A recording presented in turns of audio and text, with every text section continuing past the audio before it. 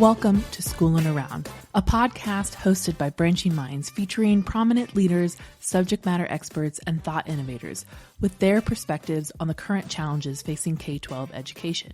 I'm your host, Larissa Napolitan, a former teacher, instructional coach, and a member of the Branching Minds team. My hope is to shine a light on phenomenal educators and those that are on a mission to transform our schools and the lives of students.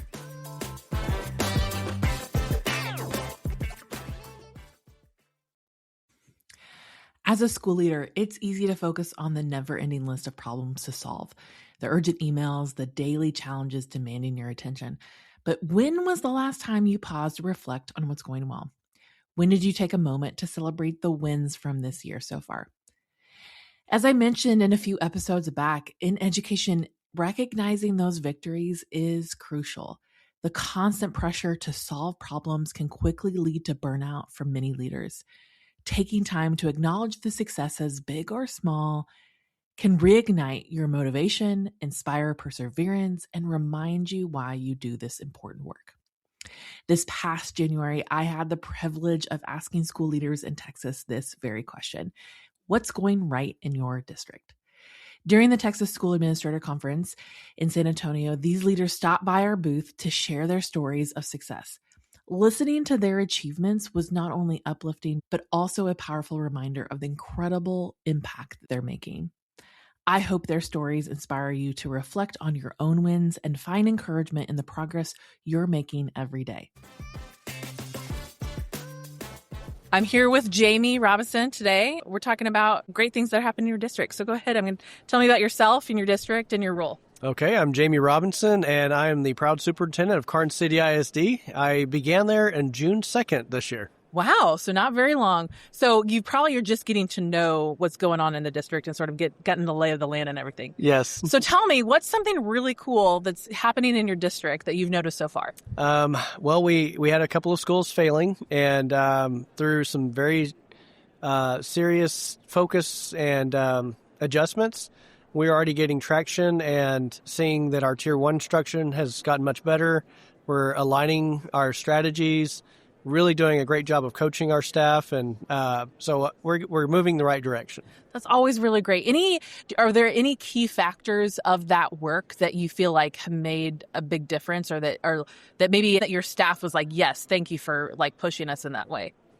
A lot of it is so we actually use Bluebonnet math and reading. And all of the, through the LASSO grants, we're able to get Region 20, who's been a tremendous support. Okay. But one of the areas, just like any other place, it's hard to focus on differentiated instruction. So part of our strategic plan that was created by the community a couple years ago was to move from RTI to MTSS.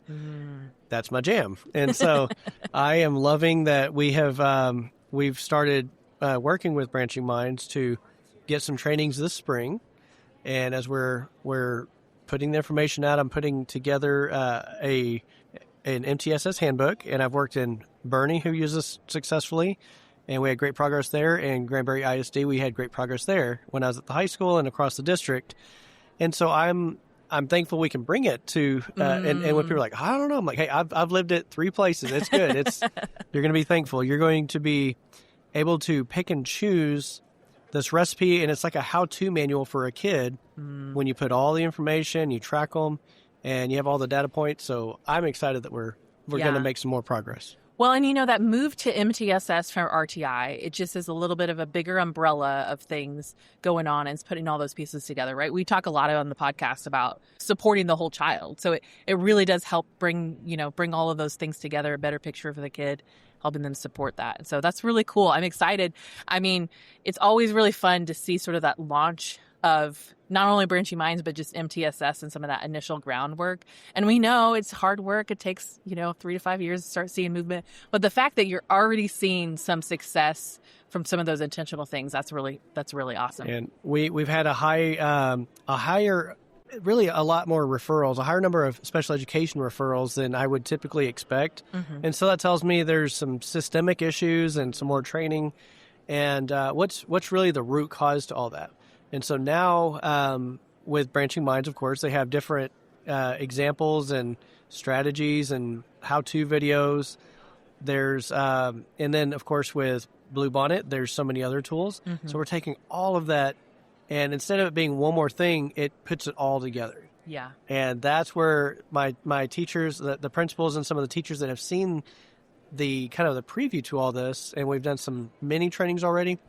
Now they're seeing that, okay, all these things we were doing that were in silos, okay, this is all together. And I just click this and do this, and it reminds me if I forget. I have ADHD. I don't forget because it keeps reminding me. So it's it keeps us well informed. It lets us look for patterns as a district, mm-hmm. And as we look at what's the root cause, is it the resources? Is it the lack of training? Is it a particular classroom? Is it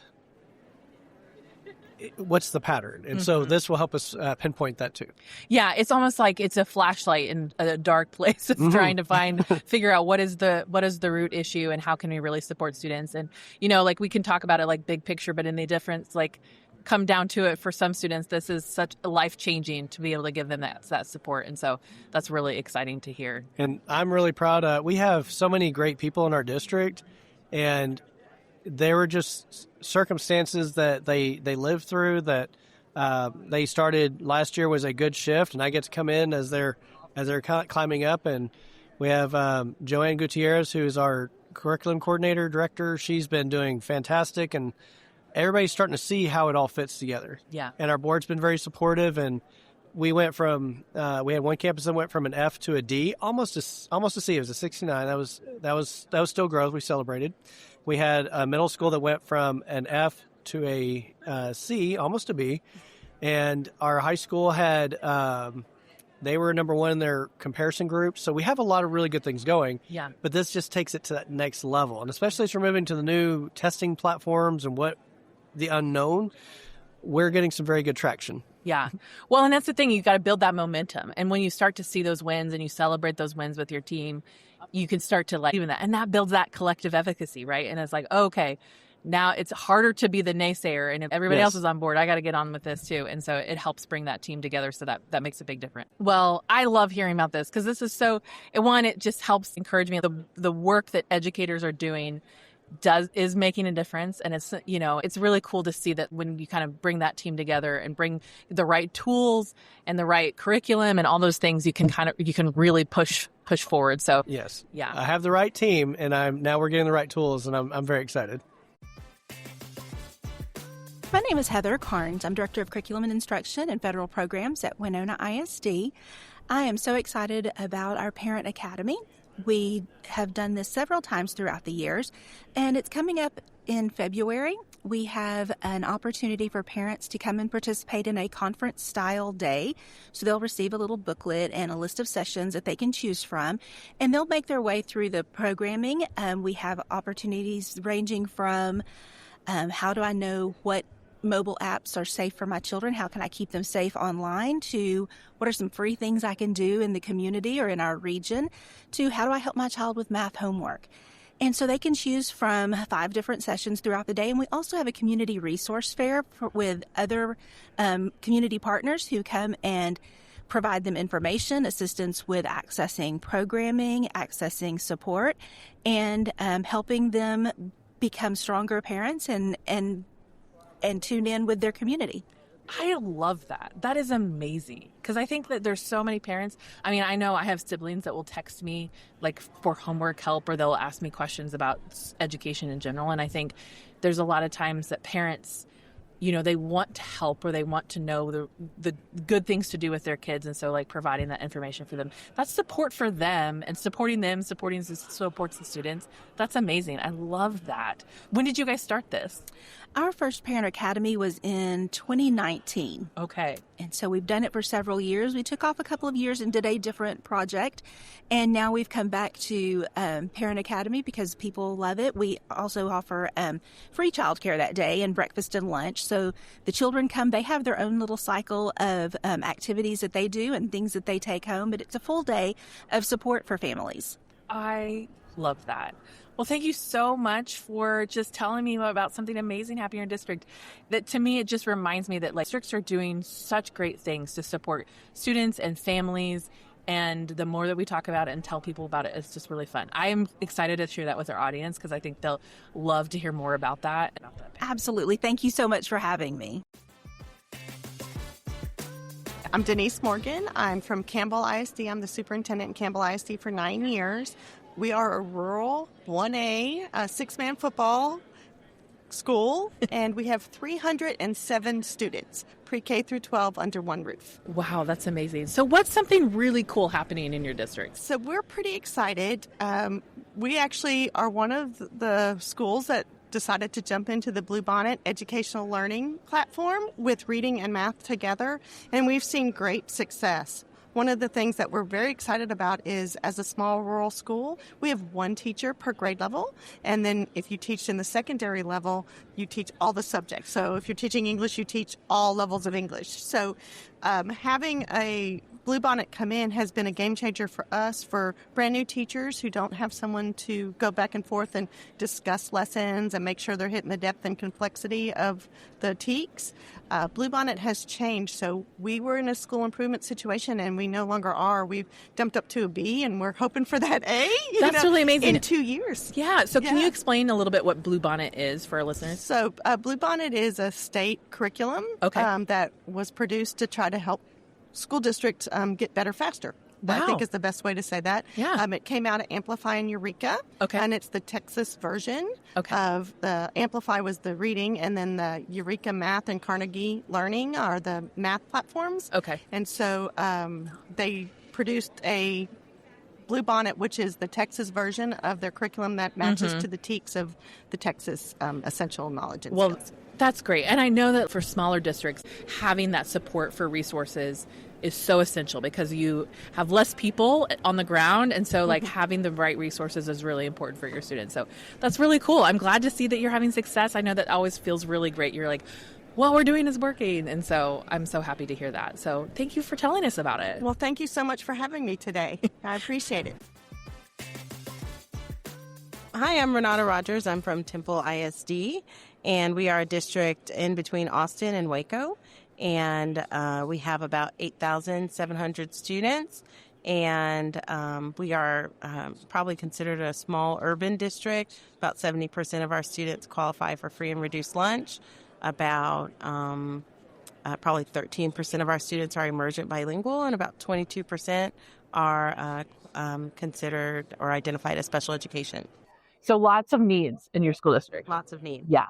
So tell us today a little bit about what's something great that's happening.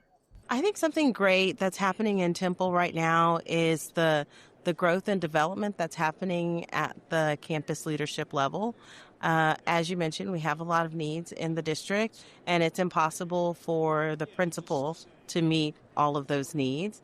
And it's impossible for the instructional coach or the assistant principal to meet all of those needs. And it's impossible for the district to support the campus with all of those needs in isolation. And so a couple years ago, we had the opportunity to participate in some work with Holdsworth, and we developed a leadership definition where we defined what leadership means for Temple ISD.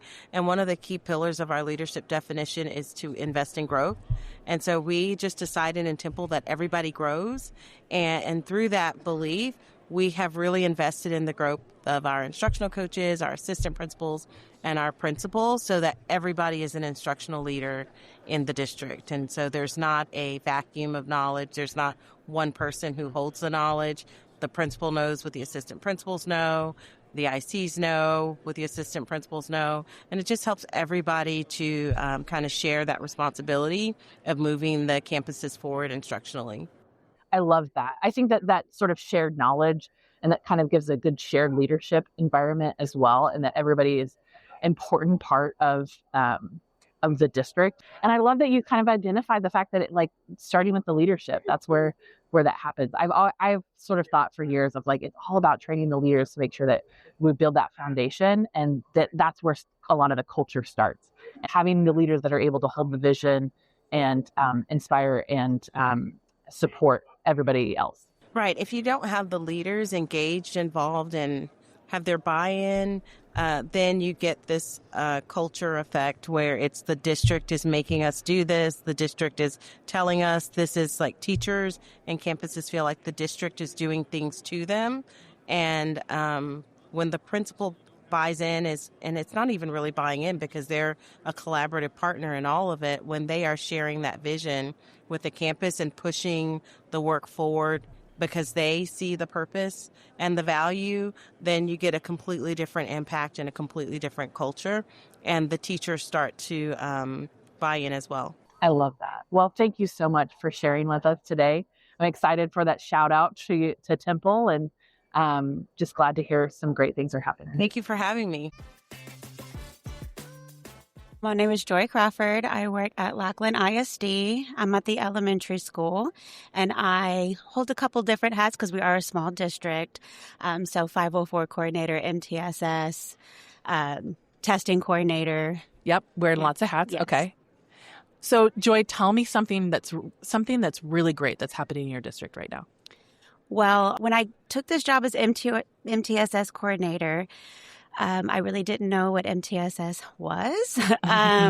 So getting into the right direction, I knew interventions is really where we needed to start. We're lucky enough to have an intervention time built into our master schedule, and I knew we needed to utilize that better. And one way we really escalated that was honestly getting branching minds. We haven't, mastered all the components of it yet. That's okay. Entering that intervention data, being able to see that response or the how well the intervention is working, the rate of improvement, that's what I'm looking for. To see if that intervention is working and to kind of guide our teachers where to go next. Having that library of resources has truly been phenomenal. Last year was probably our first year utilizing it in that way. And every single student that we entered and interventions for, whether they were tier 2 or tier 3, made substantial growth last year. Oh my gosh. I love that. That's so great. That's just even a testament to MTSS in general. Yes. Like when we're taking that time to intentionally plan an intervention and making it happen, like when we're giving the support to students that they need, how much that they'll be able to grow. Absolutely. I love that. That's so great. Yes. And your staff is embracing it and they're moving forward. Like, that's great. Yes, we're utilizing that PLC time to really have group discussions from admin to counselors to our instructional coaches. The teachers have really taken it, lack of better terms, a bull by the horns, and we're really seeing the growth. I love that. And that probably even inspires them even more. Like, it's Absolutely. like, give that sort of like, hey, we're seeing progress. Let's keep the momentum going. So I love that. Yes. That's great. So thank you so much for sharing that with us. Of course. I love hearing it. So thank you for being with us. Thank you. We're here with Amy at TASA. And I want Amy to just tell us a little bit about yourself and your role in your district. Great. I'm from Temple ISD. I'm the executive director of secondary education, and our district is amazing. So first of all, tell us something great that's happening in your district. So one of the things that I think is amazing is that over the last couple of years, we've all kind of come out of our silos to work on CCMR. And so everybody's involved. So I'm involved from the instructional side. Our accountability department is tracking all the data. The high school has certain people, CTE, all of the different departments. So everybody's involved in that process, which it takes everybody because that's kind of a hard one to track. And so we've gotten to a place where we have 97% this spring. Awesome. So it's for the class last year, but we already know we got that last year. And so we're very proud of that. That's amazing. And I know like that is there's so many things to prepare students for, and there's so many different aspects of it. I recently talked to a guest on our podcast. We talked about even just having the emotional intelligence part of those skills that they need to go out and get a job or be a part of in the military or go on to college. And so it's thinking about what are the ways that we can prepare students in that. So I love hearing that. I'm a secondary person as well. So it's really fun to talk specifically about the ways that we're helping those students. Do you feel like that there's any particular aspect of it that you're like that you think is making the biggest difference? I think it's that when the team all learned what goes into CCMR, because there's a number of ways for kids to make their CCMR point. We have different options, and we really got down to the individual student of this kid could earn a CCMR point here, or this kid could do this, or this kid already has one, they're on the right path. But most of all, what is near and dear to my heart is that we should be at 97% or even better, because it's college and career military readiness. We want our kid, like post-secondary, I want to turn kids out of our high school who have options. And so it's more than just a point. So everybody working together and understanding the process has been super helpful. Yeah. I think that even just that knowledge and everyone working together, the collaboration part of it. Yes. I always think it's like, I knew as a middle school teacher, I was just a drop in the bucket of the different adults or different part of our district that were impacting that student. But I knew that it was an important part. And so it's like, I still have to do my part, even though, I may not see the end result because I was in middle school, but it's exciting to know that it's like, oh, if we all put in the effort and we work together to help students, then they can be successful. Right. Yeah. Well, thank you so much for being here today. Thanks for having me.